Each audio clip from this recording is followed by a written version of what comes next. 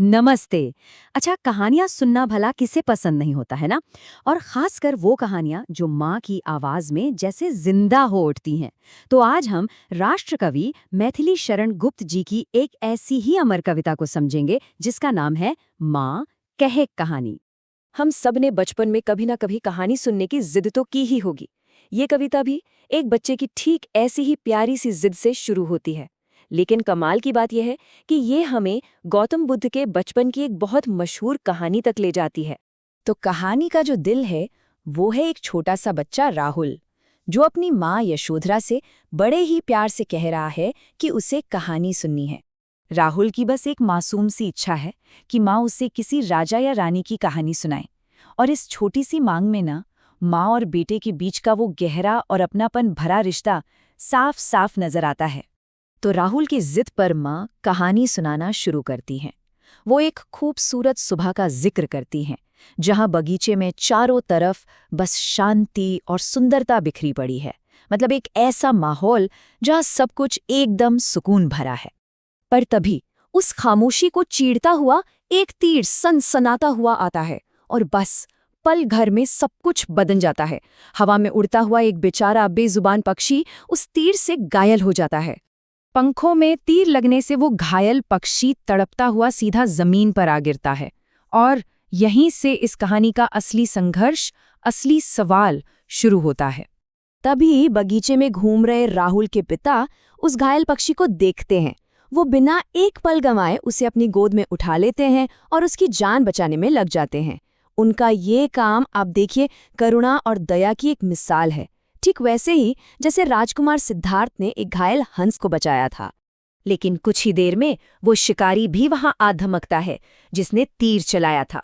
वो जोर देकर कहता है कि ये शिकार उसका है और उसे वापस किया जाए। ये किरदार कहीं न कहीं हमें देवदत्त की याद दिलाता है, जो अपने अधिकार का दावा करता है। ठीक है, तो अब कहानी एक बहुत ही दिलचस्प मोड़ पर आ गई है। यहाँ दो दावेदार हैं। एक तरफ है रक्षक जो जीवन दे रहा है और दूसरी तरफ है भक्षक जो जीवन ले रहा था। और दोनों का ही दावा है कि पक्षी पर हक उनका है। राहुल के पिता का तर्क एकदम सीधा और दिल को छूने वाला है। उनका पक्ष दया का है। वो कहते हैं कि चूंकि उन्होंने इस बेजुबान की जान बचाई है, इसलिए इस पर उनका अधिकार है। ये रक्षा का तर्क है। और दूसरी तरफ है शिकारी, जिसका तर्क बल और अधिकार का है।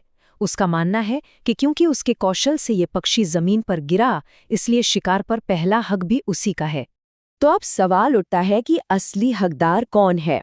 वो जिसने करुणा दिखाई और जीवन बचाया, या वो जिसने हिंसा की और जीवन लेना चाहा?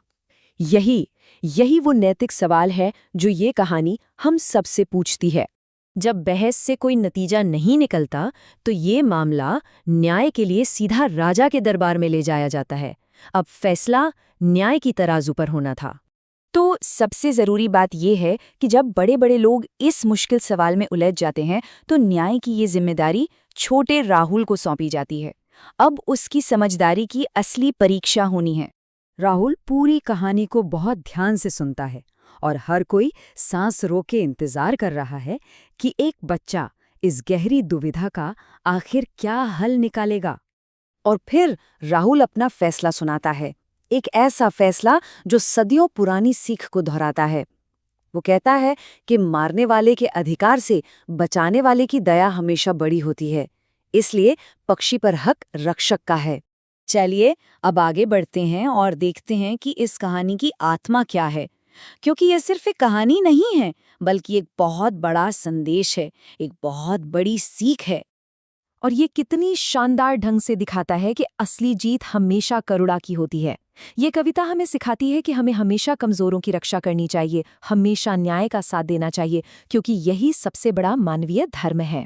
ये कहानी आज भी उतनी ही सच्ची और उतनी ही जरूरी है। तो जाते जाते ये सवाल हम सब के लिए है कि अगर न्याय करने का मौका मिलता तो फैसला किसकी तरफ होता? इस पर जरूर सोचिएगा।